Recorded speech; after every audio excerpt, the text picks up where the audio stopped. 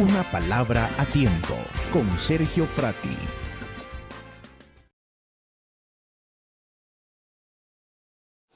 Entonces, Dios ya dijo que el próximo rey va a ser David. Entonces Saúl se dio la tarea de formar un equipo para encontrar a David y matarlo. Así que hay una persecución en toda la nación buscando a David. Y resulta que David lo que hace es irse a esconder a esta cueva, la cueva de Adulam. Y dice el versículo 1 del capítulo 22, que cuando sus hermanos y toda su familia se dieron cuenta que él estaba ahí, se fueron con él. Pero el versículo 2 dice que también se le juntaron. ¿Quiénes? Lee ahí: los oprimidos, los endeudados y los amargados de espíritu. Y habían como 400 amargados, endeudados y emproblemados. O sea que no era gente muy buena, ¿verdad? Ahora vamos a ver, mire pues, este es el capítulo 22. Ahora el capítulo 23 del segundo libro de Samuel. Este es el primer libro de Samuel. El segundo libro de Samuel, capítulo 23, versículo 13, dice la Biblia estas palabras: una vez al comienzo de la cosecha, tras de los 30 valientes, bajaron hasta la cueva de Adulam para unirse a David. Un destacamento filisteo estaba acampando en el valle de Refaín, o sea, un lugar que se podía ver desde arriba, desde la cueva de Adulam. En la parte de abajo estaba el valle de Refaín. Versículo 14, David estaba en el fuerte y en ese tiempo había tropas de los filisteos acantonadas en Belén. Versículo 15 dice: a David le dio sed y dijo: si solo pudiera tomar un poco de agua del pozo que está en la entrada de Belén. Pero en realidad, ¿qué dice el versículo 15? Lea, pero en realidad solo lo dijo por decir, como cuando usted dice: una suprema me caería. No, usted no diría eso, ¿verdad? Pero no, como cuando usted dice: quisiera tomar tal cosa, ¿verdad? Guaro no, pues ni cerveza porque usted es cristiano. Pero así, David dice: ¿cómo quisiera tomar agua del pozo de Belén? Acabamos de leer que había un ejército rodeando el pozo de Belén, ese ejército que andaba buscando a David. Y dice el versículo 16: los 3 valientes, o sea que entre todos los valientes de David, habían 3 que eran más valientes, eran algo locos. Los 3 valientes avanzaron peleando entre el ejército filisteo y tomaron agua del pozo que está cerca de la entrada de la ciudad de Belén. Entonces los 3 valientes le llevaron el agua a David, pero este no se la tomó, sino que la derramó en la tierra como ofrenda al Señor. Versículo 17, siguiente. Dice: David dijo: Señor, no puedo beber esta agua, sería como beber la sangre de los que arriesgaron su vida por mí. Por eso David se negó a tomársela. Los 3 valientes hicieron muchos actos de este tipo. Amén. Ok, bueno, hay algo que me llama la atención, no sé si usted lo notó aquí al leer estos 2 pasajes de la Biblia. Y quiero comenzar diciéndole que la cueva de Adulam ha sido motivo de muchos mensajes. Seguramente usted ha oído predicaciones, estudios sobre la cueva de Adulam, o por lo menos menciones sobre la cueva de Adulam. Cuando yo leí sobre esto la primera vez, solo me llamó la atención la clase de personas que llegaron a estar con David. Pero si uno le presta atención, míreme pues, primer libro de Samuel, entran los amargados, los endeudados, los afligidos. Segundo libro de Samuel, ya no se vuelven a mencionar o ya no se vuelve a mencionar esa condición negativa de los que llegaron a la cueva. Ahora se les llama los valientes de David. ¿Cómo se les llama? Los valientes de David. ¿Cómo entraron? Los desgraciados de David, ¿verdad? ¿Y cómo terminaron? Los valientes de David. Quiere decir, míreme pues, que algo pasó entre los dos pasajes, que después de un tiempo ya no eran los mismos que llegaron a esa cueva.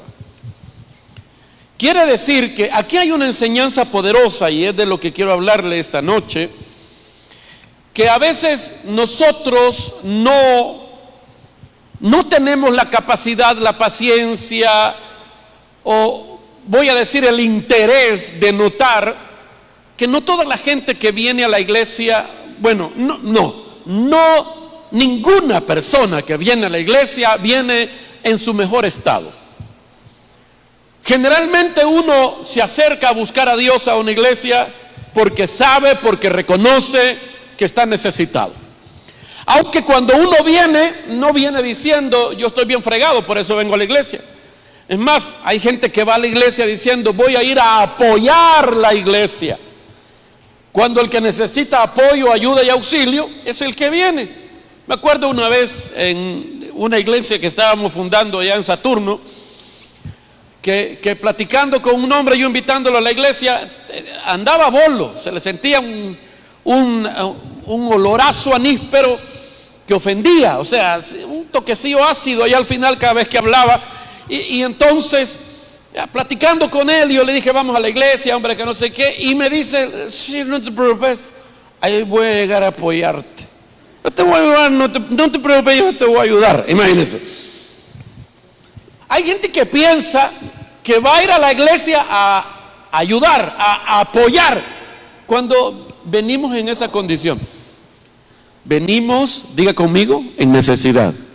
Como venimos en necesidad. Y entonces, pero a veces no notamos lo que pasa. Lo que pasó aquí es que estos entran en una condición de lástima y terminan en una condición de admiración.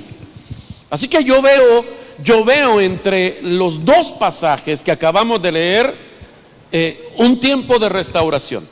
Dice el pasaje que leímos al final, que es una hazaña terrible, tres valientes, que me parece a mí que podría ser la representación de los tres grupos que entraron al final: los endeudados, los emproblemados y los amargados. No sé de cuál grupo sea usted, endeudado, emproblemado o amargado.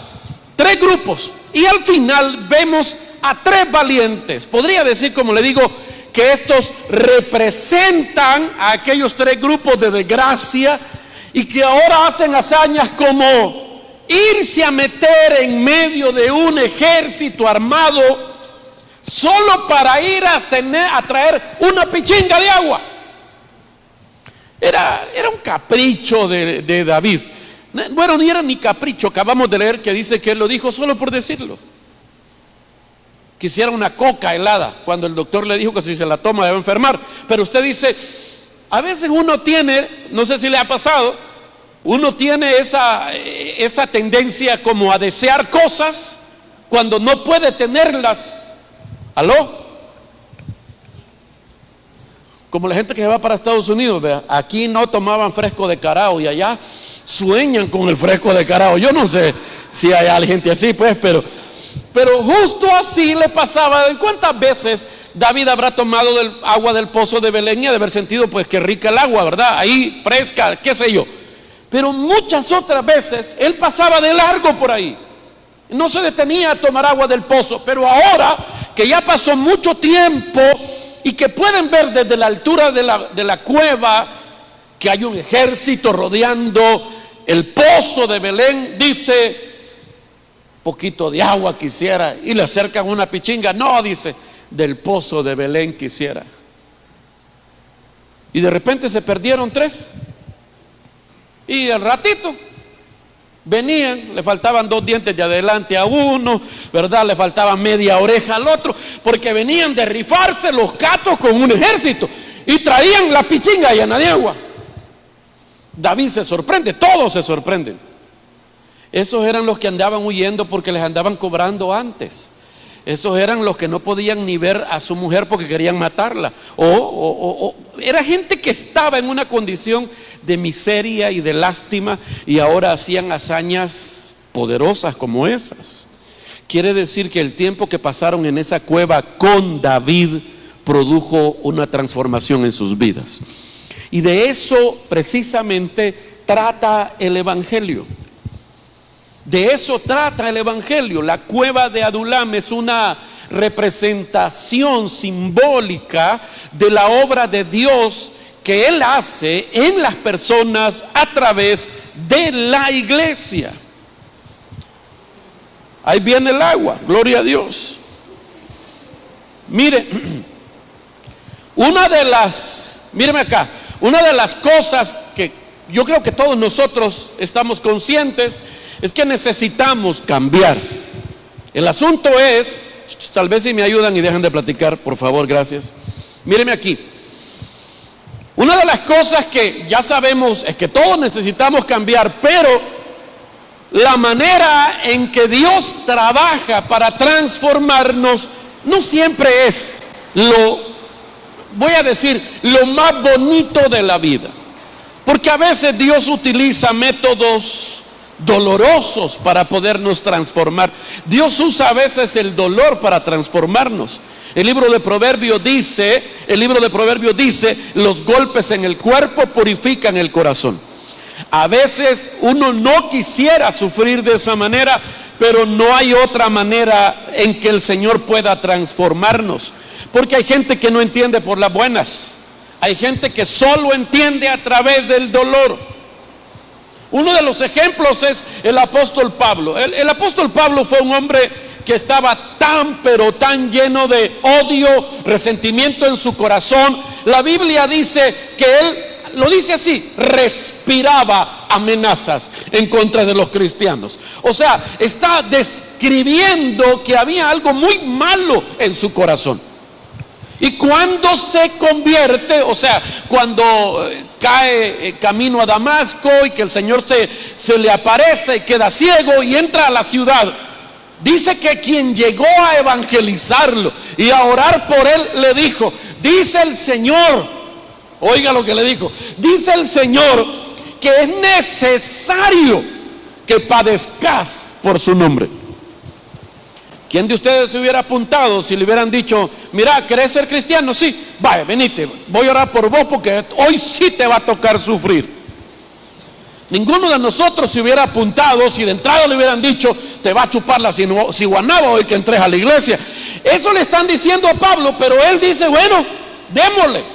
Y al pobre Pablo le pasaron un montón de cosas. Lo apalearon, lo golpearon.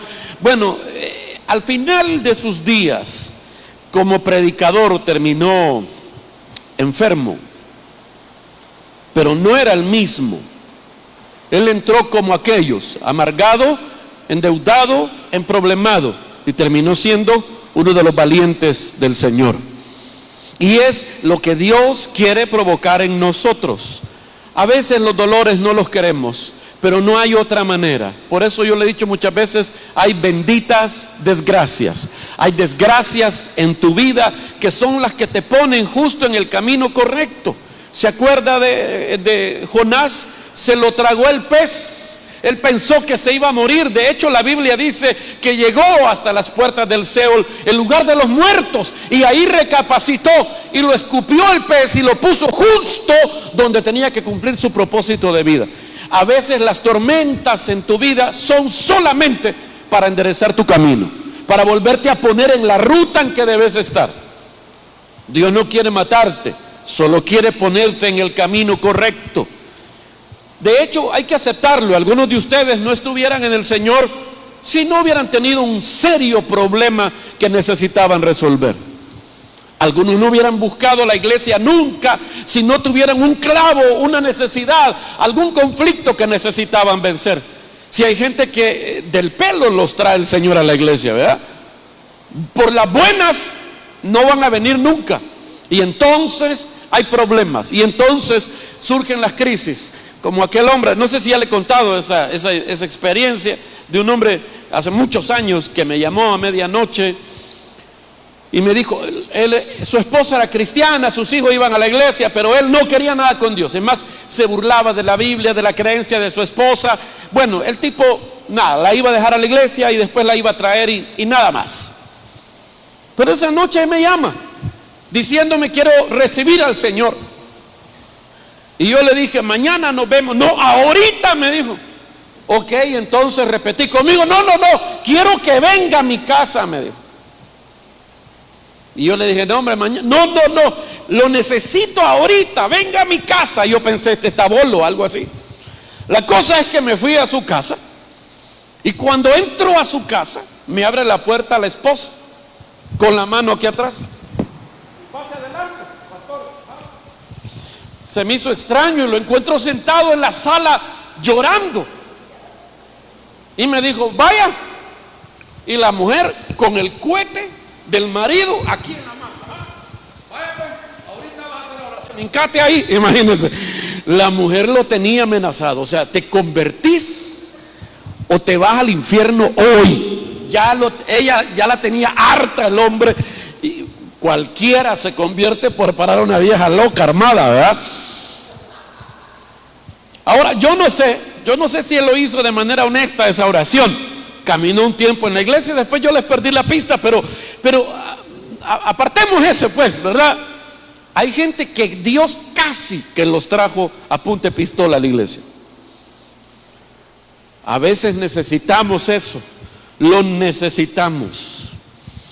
¿Cuántos de ustedes cuando eran hijos hacían caso a la primera? Sin ninguna amenaza. La mayoría de ustedes no hacían caso a la primera. Mira, necesito que vayas a lavar los trastes. No iba usted hasta que veía a su mamá que le daba vuelta la cabeza y escupía un volado verde, ¿verdad? Hasta que la veían satanada, decía usted, ahora sí. Pero muchos de nosotros, todavía a esta edad, no caminamos si no es a través de situaciones difíciles. Por eso es que la Biblia dice, cuando pases por las aguas. ¿Ha leído usted ese pasaje de la Biblia? ¿No sería mejor que no pasáramos por las aguas? Y dice, y cuando pases por el fuego, ¿no sería mejor que no pasáramos por el fuego? Pero el pasaje dice, cuando pases por las aguas, no te ahogarás, y cuando pases por el fuego, no te quemarás. O sea, Dios está diciendo, te voy a hacer pasar por el agua, te voy a hacer pasar por el fuego, yo voy a estar ahí. Señor, ¿y por qué no evitamos eso? No, porque lo necesitas. Necesitas pasar por tiempos en que sentís que te vas a ahogar. Necesitas pasar por tiempos en que sentís que no vas a poder sobrevivir. Entonces, miren lo que la Biblia dice acerca de Jesús. Por ejemplo, Hebreos capítulo 5, versículo 8. Dos versiones, está ahí en la pantalla. La Reina Valera del 60, hablando de Jesús, dice que por lo que padeció, aprendió obediencia. El Señor Jesús. Y el mismo versículo en la palabra de Dios para todos dice, a pesar de ser su hijo, aprendió a obedecer por medio de todo lo que sufrió. Alguien podría estar pensando, no, yo no necesito sufrir para poder cambiar. O sea que usted le ganó al Señor, porque el Señor dice ahí, sí necesitó sufrir para poder aprender a obedecer. Pero bueno, no hablemos de los que no han venido, hablemos de la cueva de Adulam. Poneme lo que sigue, por favor. La cueva de Adulam es un lugar histórico mencionado en el Antiguo Testamento en varias ocasiones, pero la ocasión en la que es más famosa la mención de la cueva de Adulam es en este pasaje que ya leímos, cuando aparece una cueva, porque Adulam era una ciudad, está ahí en la pantalla, está a 13 kilómetros al sur de Belén, a 16 kilómetros al oeste de Hebrón, o sea, estaba cerca de donde el Señor se movía. Y justo era el lugar el rango de trabajo del rey David, por donde él andaba huyendo. Ahí se refugió, ya leímos, David cuando andaba huyendo del rey Saúl. Pero hay algo interesante, que el nombre Adulam literalmente significa como los que se rebelan o algo así. Pero hoy en día, si uno busca el significado original de la palabra Adulam, muchos lo ignoran, porque aunque su significado literal sea otro, hoy en día la palabra Adulam ha venido a ser sinónimo de lugar de refugio. Diga, Adulam es lugar de refugio, lugar de refugio. Entonces, como le decía, la cueva de Adulam ha llegado a tener un valor más allá del valor histórico, que fue el lugar que se convirtió como en la sede de ese grupo guerrillero, revolucionario que estaba teniendo ahí David, entrenando hombres, rescatando a hombres de la mala vida, preparándolos para cuando él llegara a ser el rey. Entonces, se convirtió, era como una casa de rehabilitación la cueva de Adulam. Ahí había de todo, ahí estaba de toda clase de personas. Entonces, míreme acá, la cueva de Adulam representa hoy para nosotros la iglesia del Señor, la iglesia que enseña y que predica el evangelio de la gracia. David es como una figura del Señor Jesucristo. Y como le dije, en este pasaje que leímos, veo a David, para empezar, que él está asustado, que sale huyendo y que se esconde, y que la gente más indeseable lo sigue. Oprimidos, otra versión ya le dije, dice emproblemados, endeudados y amargados de espíritu. Los amargados de espíritu es la gente que no está satisfecha con la vida, es la gente que está enojada con todo y con todos. ¿Aló? ¿Nunca se ha sentido usted que está enojado o enojada por algo, pero no sabe con quién, y entonces se desquita hasta con el chucho? Bueno, usted ya no, pues, pero así le pasa a muchas personas. Y entonces encuentro que esta clase de personas encontraron un lugar en la cueva de Adulam. Y es justo, como le digo, una representación de la iglesia, una representación del evangelio de Cristo. Porque el evangelio de Cristo, míreme pues, el evangelio de Cristo es para esa clase de personas, para los emproblemados, para los endeudados y para los amargados de espíritu. El evangelio no es para los super espirituales. El evangelio no es para los cristianos musculosos espiritualmente hablando, que para ellos Jesús más parece la roca que el Jesús humilde que murió en la cruz.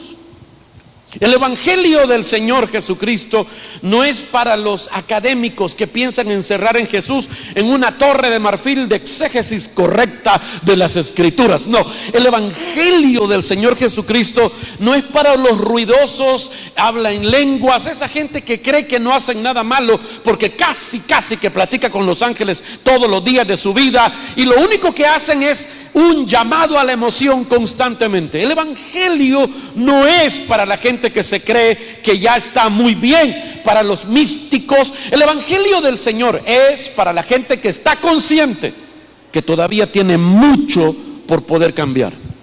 Es la gente que acepta: yo no puedo, yo no quiero. Me encanta la gente que me dice: ¿sabe por qué no voy a la iglesia? Porque yo siento que no voy a poder. Esa es la gente que debe ir a la iglesia. ¿Por qué? Porque la iglesia debe estar abierta para la gente que sabe que no puede. A mí me afligen los que creen que van a poder. Aquellos que dicen: no, si es fácil estar en esto. El que dice es fácil estar en esto es como que nos está dando carreta a todos nosotros. Es difícil. El evangelio es para los que tienen miedo. El evangelio es para los que lloran. El evangelio no es para los que siempre parece que están en victoria. No, es para aquellos que saben que todavía no tienen las cosas bajo control. El evangelio no es para aquel muchacho. ¿Se acuerda aquel joven rico que el Señor le dijo: Padre, le dijo al Señor, Padre bueno, le dijo a Jesús, desde mi juventud he guardado los mandamientos? Hay gente que así, casi que así se presentan delante de Dios. Hay gente que viene aquí de otro lado y me dice: pastor, yo vengo de la iglesia tal y yo he sido esto y lo otro. Y le pregunto: ¿y por qué viene aquí? Es que allá yo ya no cabía porque estaban haciendo las cosas mal. Generalmente la gente se viene de la iglesia o de otra iglesia porque allá todos están mal. El único que estaba bien era él. Todavía no he encontrado a alguien que diga: me vine de aquella iglesia porque yo los estaba arruinando. Todavía no he encontrado a nadie así, pero probablemente es lo que pasa. Míreme aquí, no se ameque, mire aquí. Todos estamos en la cueva de Adulam. Voltea a ver al de la par y dígale: bienvenido a la cueva de Adulam. El evangelio es para el quebrantado, el evangelio es para el herido, para el agotado, para los endeudados, para los emproblemados y para los amargados, para los que aún luchan, para los que todavía no controlan sus deseos. El evangelio es para los que tienen clavo todavía. A veces uno de pastor quisiera que la iglesia se llenara de gente que no tuviera problemas, que no necesitara ayuda y que tuvieran pisto, ¿verdad? Uno quisiera eso, pero no pasa así. La verdad es que la iglesia, Jesús lo dijo, es un hospital. Él dijo: los enfermos necesitan médico, no los sanos. Y yo vine a buscar enfermos. Voltea a ver al enfermo de la par. A ese, es que así dice la Biblia. El Señor vino a buscar enfermos y enfermas. Miren a la enferma del lado. Ok. Bueno, entonces le estoy diciendo que uno entra endeudado, amargado, emproblemado, y la idea es que después de un tiempo usted se convierta en un valiente, en un victorioso, que es lo que le pasó a estos hombres de aquí. Entonces, quiero que las próximas semanas, 3 semanas nada más, quiero que vea conmigo estas 3 clases de personas, 3 clases de cosas que enfrentamos cuando venimos a la iglesia: endeudados, emproblemados, amargados. Ok, ya vamos a pasar lista, pero ya vi que hoy todos, solo gente buena vino hoy. Pero entonces, ¿sabe que este asunto de la cueva de Adulam tiene un significado muy importante para mí y para esta iglesia? Cuando en el 2004 nosotros todavía estábamos viviendo en Nicaragua, habíamos llegado a Nicaragua en el año 2000 a fundar una iglesia, y cuando la iglesia ya estaba establecida, a finales del 2004, el Señor comenzó a hablarnos de que teníamos que entregar la iglesia y regresar al Salvador. Y no quería, yo no quería, mis hijos no querían, nadie quería en mi casa, porque habíamos llegado a tener, Dios nos había dado cierta honra en la ciudad a través de la iglesia, y no queríamos movernos. Habíamos empezado a ver el fruto de lo que nos había costado tanto los primeros años, y entonces pues no queríamos volver a empezar, no. Y el Señor comenzó a hablarnos de diferentes maneras, y muchas veces yo sentí, se lo voy a confesar, de que no era justo. No es justo, ¿verdad? Hoy que ya esto está bonito, otro va a venir solo a sentarse. Y el Señor me dijo, y desde entonces ahora yo lo tengo muy claro: la iglesia no es mía, la iglesia es del Señor. Y cuando hemos fundado iglesias y le hemos entregado la iglesia a alguien más, pues no sacamos nada de ahí, porque eso es de Dios. Y bueno, el asunto es que el Señor nos decía que teníamos que regresar al país, y el Señor nos habló de maneras sobrenaturales. De otra manera yo no me hubiera venido, pero una de las cosas que el Señor me dijo para poderme venir acá es: yo te envío a abrir la cueva de Adulam. Esconde a los desterrados y no entregues a los fugitivos. Cuando yo recibí esa palabra del Señor, a mí me impactó tanto, porque yo pensé que solo buena gente iba a venir aquí. Pero de entrada el Señor me estaba diciendo: te mando a abrir la cueva de Adulam. Yo me fui a leer qué era eso.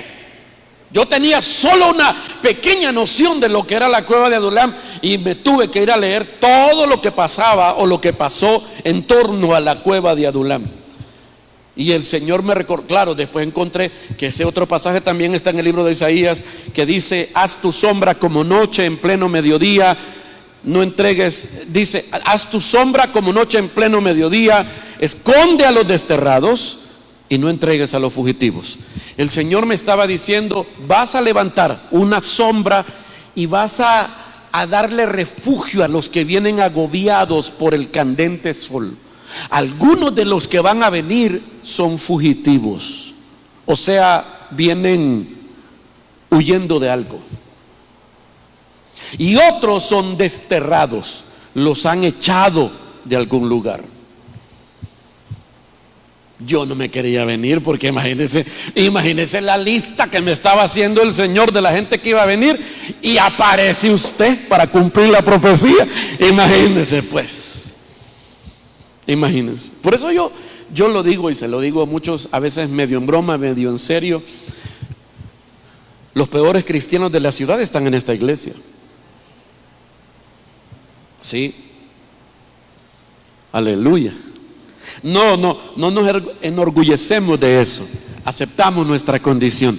El principio de la transformación es aceptar su condición original.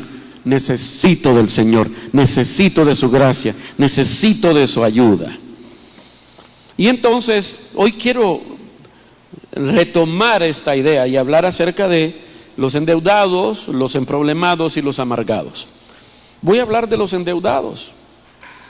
Voy a comenzar a hablar de los endeudados. Ok. Cuando hablamos de deudas, solo pensamos en pisto, ¿verdad que sí? Lo primero que uno piensa cuando habla de deudas, uno piensa en dinero. Pero hay otra clase de deudas que tenemos, de las que muy pocas veces somos conscientes. Y como no estamos conscientes, no tenemos ni la más mínima intención de pagar esas deudas. Mire, Mateo capítulo 6, versículo 12, quiero que lea conmigo. Jesús está hablando de la oración del Padre Nuestro, y dice en el versículo 12: perdónanos, dice que debemos orar así: perdónanos nuestras deudas, como también nosotros perdonamos a nuestros deudores. Perdónanos, ¿qué? Nuestras deudas, como nosotros también perdonamos nuestros deudores. Obviamente, cuando habla de que yo tengo una deuda con Dios, no está diciendo o no está queriendo decir que usted le deba dinero a Dios. Quiere decir que hay otra clase de deudas, que cuando no estamos conscientes de ella, pues no estamos en la disponibilidad de pagarla o de arreglar ese asunto. Entonces, quiere decir que a la cueva de Adulam llega gente que no puede prosperar en su vida porque tiene deudas que no son económicas. Tiene deudas que no tienen que ver con el dinero y que no puede pagar o no ha querido pagar. Le voy a mencionar un par nada más porque ya es tarde. Mucho habla usted. ¿Cuáles son esas deudas? Poneme, número uno, quiero que note esto y voy a tratar de explicarlo de la mejor manera. La cosecha de tus siembras. Segundo libro de los Reyes, está ahí en la pantalla, capítulo 4, versículo 1. Dice la Biblia así: una mujer de las mujeres de los hijos de los profetas clamó a Eliseo diciendo: tu siervo mi marido ha muerto. O sea, era un profeta que estaba bajo la autoridad de Eliseo, murió. Y dice: y tú sabes, le dice la mujer a Eliseo, tú sabes que tu siervo era temeroso de Jehová, y ha venido el acreedor para tomarse 2 hijos míos por siervos. ¿Por qué venía el acreedor a llevarse a sus hijos? Porque el hombre se murió y había dejado deudas. En ese sentido, de manera literal, está hablando de una deuda económica. Una deuda económica que él, aunque era un hombre temeroso de Dios, aunque era un siervo de Dios, no pudo administrar correctamente lo que Dios le había dado, y tenía una deuda que cuando él murió no la terminó de pagar, y los hijos debían pagar la deuda. ¿De qué manera? Iban a servir de esclavos. O sea que esos 2 hijos iban a ser esclavos toda la vida para pagar la deuda que su papá no pudo pagar. Era una cosa muy fea. La Biblia dice que eso se arregló con aceite. ¿Se acuerda del pasaje? No voy a hablar más de eso. Se arregló con aceite, y ese es un símbolo sobre los milagros que Dios hace y la obra del Espíritu Santo. Pero quiero que vea, este hombre no tomó buenas decisiones económicas y le está heredando a su familia una deuda que sus hijos debían de pagar. Ahora, algunos cuando leen pasajes como estos nos dicen esto, míreme aquí, que todos nosotros tenemos deudas, no, maldiciones generacionales, le dicen. Y esta enseñanza de las maldiciones generacionales enseña que por los pecados de tu padre o tu madre, vos vas a pagarlos. Y que es algo que vos no podés deshacerte, incluso después de haber creído en Jesucristo como tu Salvador. Hay maldiciones que vienen a tu vida a causa del pecado de tu papá y de tu mamá, y que aún recibiendo a Cristo no se pueden deshacer. Tenés que hacer ciertos rituales y cosas ahí para poderte librar de eso. Pero yo no le estoy hablando de maldiciones generacionales. Los pecados de tu papá no los vas a pagar vos. Pero no estoy hablando de pecado, estoy hablando de, oiga, cosecha de la siembra. Todo, se lo he dicho yo de esta manera, míreme, todo en la vida, todo lo que hacemos, todo lo que decimos es una semilla. Se lo voy a repetir, todo lo que hacemos es una semilla. Todo lo que usted hace es una semilla que se siembra, y toda siembra produce una cosecha. O sea, esta es la ley de causa y efecto, la ley de siembra y cosecha. Todo lo que sembramos vamos a cosechar. De hecho, poneme el pasaje, por favor. Gálatas 6:7. No os engañéis, Dios no puede ser burlado, pues todo lo que el hombre sembrare, eso también cosechará. Entonces, cada palabra, cada acto en la vida es una semilla que se siembra en esta vida, que va a dar fruto tarde o temprano. ¿Ok? Todo lo que yo hago tendrá consecuencias. Diga, todo lo que hago tiene consecuencias. Ahora, si lo que usted hace es bueno, va a tener buenas consecuencias. Y si lo que hace es malo, pues va a tener malas consecuencias. Siembra y cosecha, causa y efecto. No necesariamente que haya un poder diabólico que te obliga a cumplir ciertas cosas, incluso si ya creíste en el Señor. No es cosecha de la siembra. Es lo que pasaba en el pasaje que acabamos de leer. El hombre tenía deudas y sus hijos iban a pagarla. Entonces, muchas de las cosas que usted y yo hacemos en la vida van a tener consecuencias, buenas o malas, que usted quizás no las alcance a ver. Porque yo no es que quiera que usted se muera, pero puede que usted se muera antes de ver la cosecha de esa siembra. ¿Aló? Y de hecho, una vez que terminemos esto, estoy ahí juntando todo el material para volver a hablar sobre las leyes de la siembra y la cosecha. Son 7, que no voy a hablar de eso hoy. Pero se le voy a mencionar una de las 7 leyes de la siembra y la cosecha. Todo eso está en la Biblia. Es que a veces cosechamos cosas que no sembramos. Cosechamos cosas que no sembramos. Hay cosas que yo cosecho que no sembré yo. Y a veces hay decisiones que los padres toman, que ese fruto no se lo va a comer el papá y la mamá, porque se fueron al cielo a tocar arpa antes de ver la cosecha, y entonces lo van a ver sus hijos.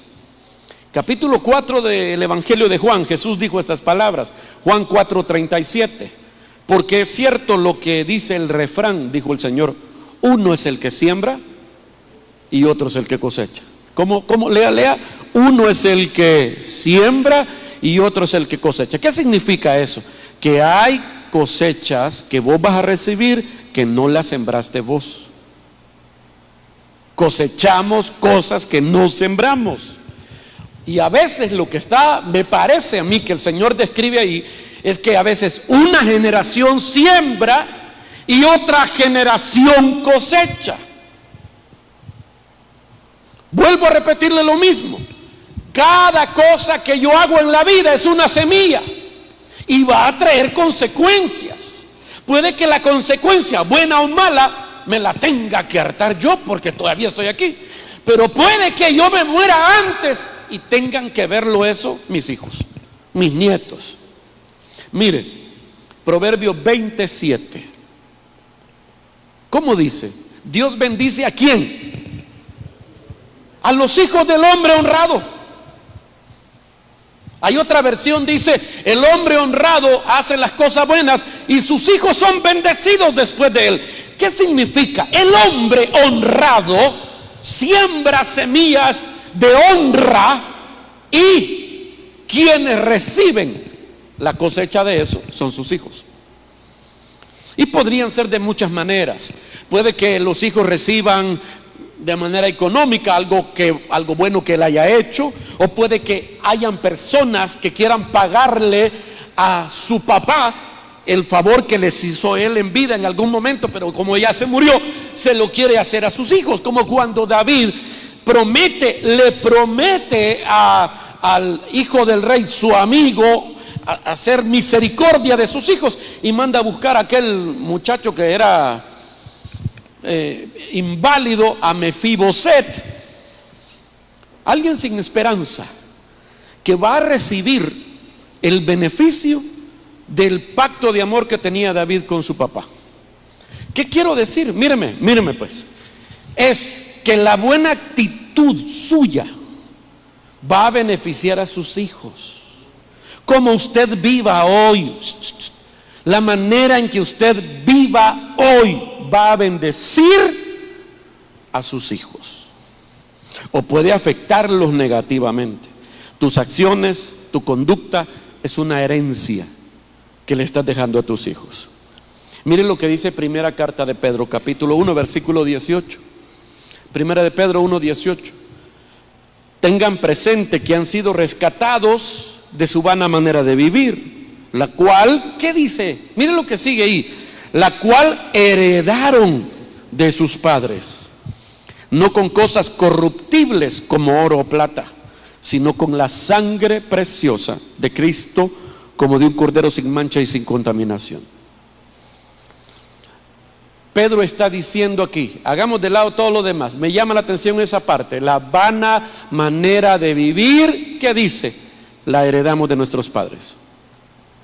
¿Por qué? Porque el modelo de vida que vimos de nuestros padres, generalmente lo repetimos nosotros. Ahora, hay algo que a mí me llama la atención, usted lo puede ir a investigar. Realmente a mí me sorprendió saber, por ejemplo, que muchos de nosotros tenemos el gen del alcoholismo en nuestra constitución genética. Espérenme, cuando yo vi eso, me sorprendí. ¿Cómo es posible? Dicen los expertos genetistas que si tuvimos un padre alcohólico, nosotros podemos heredar el gen del alcoholismo. No estoy hablando de algo psicológico, estoy hablando de un asunto biológico que puede detonarse o activarse. Oiga, en algún momento en que usted pruebe el alcohol, en algunas personas se activa, en otras personas no se activa eso. Pero si tuvimos un padre alcohólico, su vida puede afectarnos.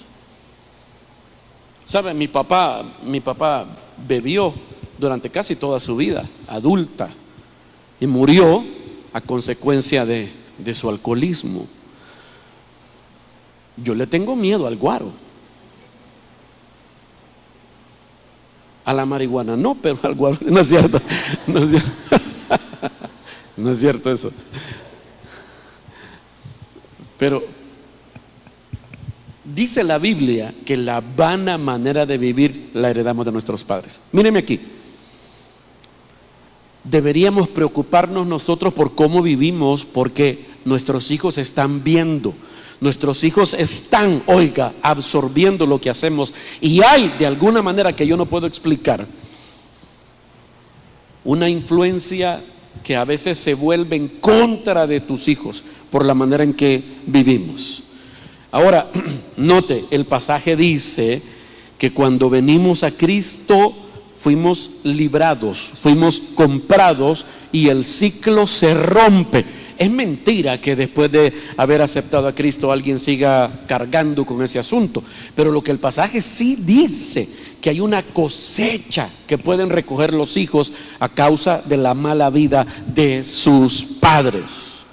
Ahora, quiero que note el siguiente pasaje, porque esto también se ve en el lado positivo como en el lado negativo. Mire lo que dice Hebreos capítulo 7, versículo 8. Dice: aquí hombres que mueren reciben los diezmos, mientras que allí, espéreme, ¿dónde es allí? Déjeme explicarle. El escritor de los Hebreos está hablando de Melquisedec. Melquisedec es una representación física de Jesús en la tierra. Era una manifestación, le llaman los teólogos una cristofanía, una aparición física de Jesús antes de venir de manera física como Jesús a la tierra. Y se manifestó a Abraham como el rey de Salem, el rey de paz, el rey de justicia. Melquisedec, que su nombre significa eso precisamente, rey de paz o rey de justicia. Y oiga, la Biblia dice que cuando Abraham iba a la guerra contra los reyes de Sodoma, se encuentra con el sacerdote Melquisedec, que dice que era de la orden del Dios Altísimo. Esa orden no es primera vez que se menciona en la Biblia, solo existía la orden de Leví. Los sacerdotes eran de la orden de Leví, o sea, eran hijos de Leví. Por eso solo podían ser sacerdotes los levitas, los de la tribu de Leví. Ahora aparece uno que dice sacerdote del Dios Altísimo. Eso solo ese, porque está hablando de Jesús. Y dice que Abraham le dio los diezmos y que Melquisedec le da pan y vino. ¿Qué le dio? Pan y vino. Era una figura de la Santa Cena del Señor. Ahora, el pasaje está hablando de Jesús, y el escritor a los Hebreos está tratando de explicar que esa aparición de Melquisedec en el Antiguo Testamento era Jesús manifestándose a Abraham. Vuelvo al punto. Entonces dice: aquí hay hombres que mueren, aquí hombres que mueren reciben los diezmos. Está hablando de los que reciben los diezmos hoy, en este tiempo. Dice, son humanos que se van a morir, mientras que allí, o sea, en ese momento, Melquisedec los recibe aquel acerca de quien se ha dado testimonio de que vive. Y por decirlo así, en la persona de Abraham, también Leví, el que recibe los diezmos, dio el diezmo, porque él todavía estaba en el cuerpo de su padre cuando Melquisedec le salió al encuentro. Quiero que note esto. Abraham le diezmó a Jesús, por decirlo de alguna manera, a Melquisedec. Pero lo que está diciendo el pasaje es que Leví era su nieto, bisnieto de Abraham. Y dice: Leví, quien recibe los diezmos, los levitas vivían de los diezmos. Dice: cuando Abraham le diezmó a Melquisedec, también estaba diezmando a través de Abraham uno que ni siquiera había nacido, Leví. Quiero que note eso. La buena acción de Abraham está bendiciendo a su nieto, o era bisnieto. Ahí después lo vamos a buscar, si era nieto o bisnieto. Él está bendiciendo a sus generaciones futuras con una acción que está haciendo hoy. Míreme aquí.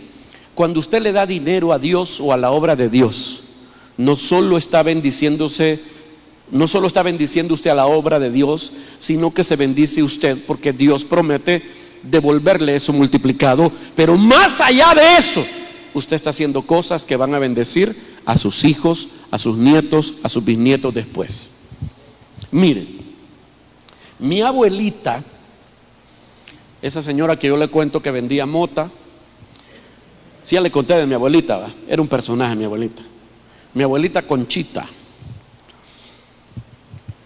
Mi abuelita recibió al Señor casi cuando iba a morir. Yo la guié en una oración y recibió al Señor. Pero cuando yo estaba niño, me acuerdo que ella, cualquier bolito que le llegaba a tocar la ventana, ella le abría.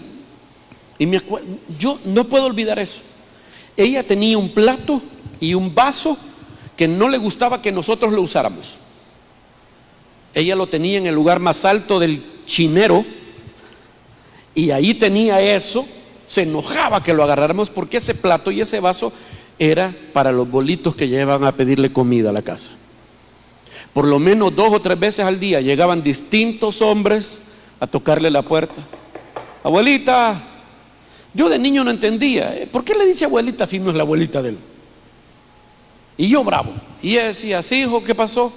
No tenía algo que me regale de comer. Sí, espérate, ahí sentate, ya vengo. Y ya ella salía con un plato de comida y con algo de tomar. Y a veces se quedaba platicando con ellos, los regañaba, terminaban llorando y comían y se iban. Algunos no volvían, otros regresaban constantemente, porque el regaño de mi abuelita los hacía recapacitar. Pero siempre, y había una bullita entre los bolos de la colonia: si no tenés que comer, la niña Conchita te da de comer. Nos habíamos acostumbrado a ver eso. Y un día yo le pregunté, ¿por qué hace eso? ¿Por qué les da de comer? Me acuerdo una vez que me dijo, yo le dije, ¿puedo agarrar más? Ya agarraste 2 veces, me dijo. Mire, los frijoles que hacía mi abuelita no los he vuelto a probar jamás. Esos amelcochados, una cosa así única. No sé si le echaba mota, porque ya le dije que hacía una cocinera rara, pero no sé. Pero no los he vuelto a probar, esos frijoles. O sea, y yo quería más, y me dijo, no, ya agarraste 2 veces, me dijo. Y yo bravo, pero ahí hay más, le dije yo, sí, pero es para otra persona, ya todos comimos. Espérate, si en 1 hora no viene nadie y te los comes. 1 hora tenía yo que esperar. Y aparecen 2 bolitos a pedir comida esa vez. Se comieron mis frijoles, mire. Entonces yo le pregunté, ¿por qué hace eso? Medio bravo yo. Y me dice ella, mira, me dijo, todo en la vida regresa. Y como yo no sé cómo les va a ir a ustedes en la vida, por lo menos yo le pido a Dios que cuando le doy de comer a alguien que viene a pedir comida, les dé la oportunidad a ustedes. No sé cómo les vaya a ir, por lo menos que alguien a ustedes les dé un plato de comida para que no pasen hambre. Así que lo hago por vos, lo hago por tus hermanos, lo hago por tus primos, lo hago por todos ustedes. Igual no se me pasó la cólera, yo no entendí eso en ese momento, pero ella entendía algo que a veces nosotros pasamos por alto, que todo en la vida es una semilla. Todo en la vida es una semilla. La Biblia dice, a Jehová presta el que da al pobre y él se lo pagará. Por eso cada acto de misericordia que usted hace, Dios se lo va a recompensar. Pero cuando usted lo hace a alguien que no le puede devolver ese favor, la recompensa es doble para usted.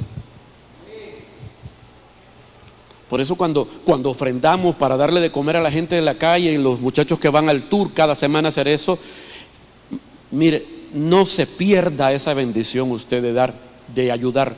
Cuando usted se encuentre con personas que están pasando un muy mal momento, puede que usted solo tenga 1 libra de frijoles, pero parta por la mitad y vaya y dele la mitad a esa otra persona. ¿Sabe qué dice el libro del profeta Isaías? ¿Acaso el ayuno que yo escogí no es que partas tu pan con el hambriento? O sea que se puede hacer ayuno comiendo. Mire, ese es el ayuno que a mí me gusta.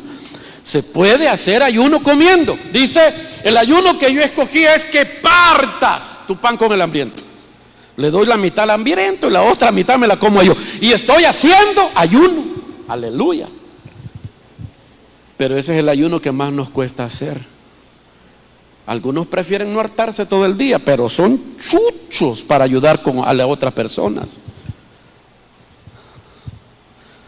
Bueno, olvidamos que los beneficiados de eso somos nosotros y son nuestras futuras generaciones.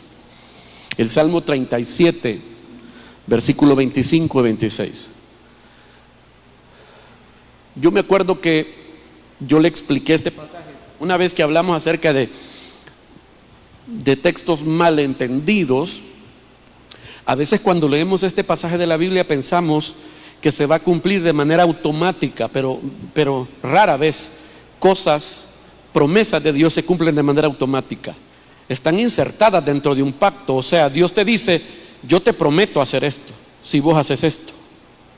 Y cuando yo leo este pasaje, por ejemplo, dice el versículo 25: yo he sido joven y he envejecido, y no he visto un justo desamparado, ni a sus descendientes mendigando pan. ¿Aló? Qué bonito, pero eso no se va a cumplir automáticamente. Mire lo que dice el versículo 26. ¿Qué hace el justo para que sus descendientes no mendiguen pan? ¿Qué hace el justo? En todo tiempo tiene compasión y presta, y su descendencia es para bendición. Vuelvo a lo mismo. Si realmente quiero ver una cosecha, y en vez de dejarle deudas de amor y misericordia, momentos, oportunidades en las que pudimos sembrar, ayudar y bendecir, nosotros nos hacemos los locos, ignoramos al necesitado, no estamos dejando algo bueno para nuestras futuras generaciones, porque todo se vuelve, todo se devuelve, todo en la vida es una cosecha. Lo que quiero decirles es que en la cueva de Adulam, en la iglesia, hay gente que está acumulando deudas que van a heredar sus hijos.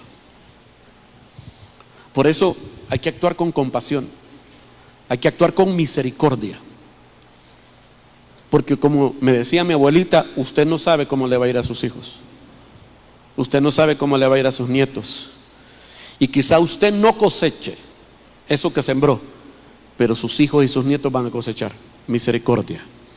Joven fui y he envejecido, y no he visto un justo desamparado, ni a su descendencia mendigando pan, porque en todo tiempo tiene compasión y presta, y su descendencia es para bendición.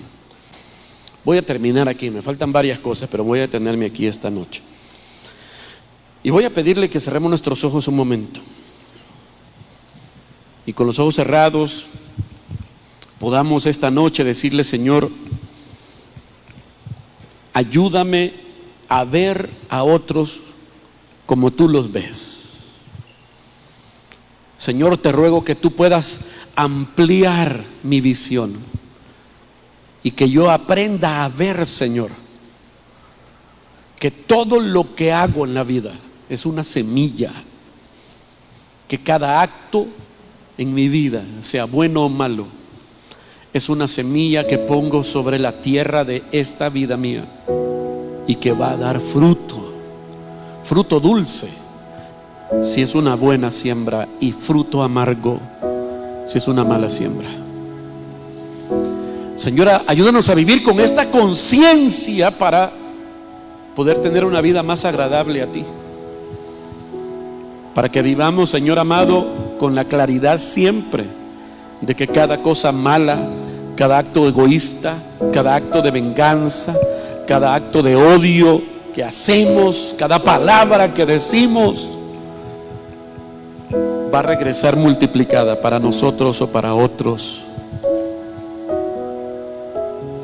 Ayúdanos en el nombre de Jesús a vivir con esta conciencia. Te ruego que hoy, mañana, en los próximos días, tu Espíritu Santo pueda venir a recordarnos todo lo que escuchamos hoy, y que pueda despertar un espíritu de generosidad, de misericordia y de gracia para con los demás. Que podamos recordar que tú, Señor, nos enviaste a dar por gracia lo que hemos recibido por gracia. Que podamos mostrarte a otros, no solo con palabras, sino con acciones. Esta noche ponemos nuestras vidas en tus manos y te damos gracias. Gracias por amarnos tanto. Gracias por reunirnos en esta familia. Gracias por insertarnos en tu cuerpo y por darnos a Jesucristo como el regalo de la salvación para nosotros. Haz que la vida de Jesús se manifieste en nosotros.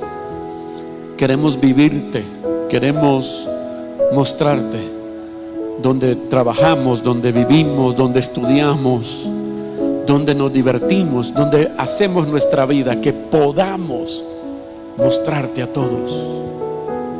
En el nombre de Jesús. En el nombre de Cristo Jesús. Y antes de irnos hoy, Señor, ponemos en tus manos las necesidades de cada uno de ellos, cada uno de los que está aquí hoy, Señor, sus luchas, sus enfermedades, sus conflictos, las cosas que cargan sus corazones. Padre, esta noche confiamos en que tú extiendes tu mano y haces en sus vidas el milagro que están esperando. Señor, dales fortaleza, provisión. Señor, manifiéstate en sus vidas de manera poderosa. Señor, que hoy, mañana y los próximos días podamos verte obrar más allá de lo que comprendemos o entendemos, más allá de lo que pedimos o imaginamos, como tú lo has prometido, Señor. En el nombre de Jesús, en el nombre de Cristo Jesús, te damos gracias. Amén y amén. Amén. Ok, ya nos vamos.